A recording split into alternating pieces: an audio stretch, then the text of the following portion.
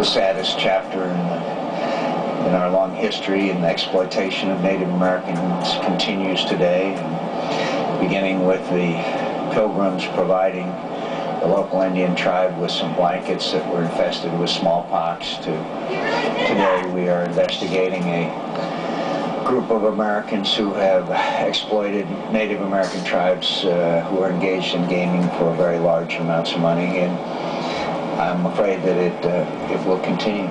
Well, I think that the treatment of our Native Americans is a national tragedy.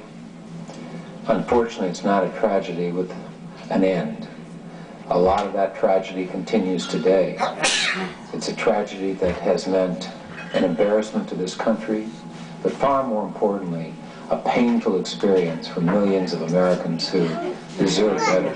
We need to live up to the treaty obligations that we made a long time ago. Those treaty obligations require this government to commit to a health plan, an education plan, a housing plan, an economic plan, a recognition of the rightful ownership of land. None of those plans, none of that recognition has been followed through today.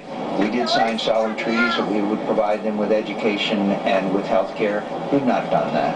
We have not fulfilled those obligations. And those of us who have been involved in Native American issues for a long time will continue to struggle to make sure that we, at least in some semblance, fulfill our treaty obligations. And I want to emphasize again, we signed treaties with Native American tribes in return for land.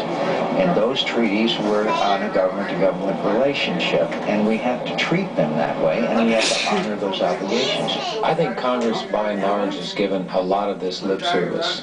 There are some real heroes in Congress who have recognized the importance of much of this.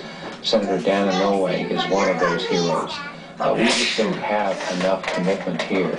They get the lip service, but they aren't getting the kind of attention, they're not getting the kind of real commitment that could make a big difference. Well, I think we need national leadership. I think both sides of the aisle, both parties, need to say, look, this is important.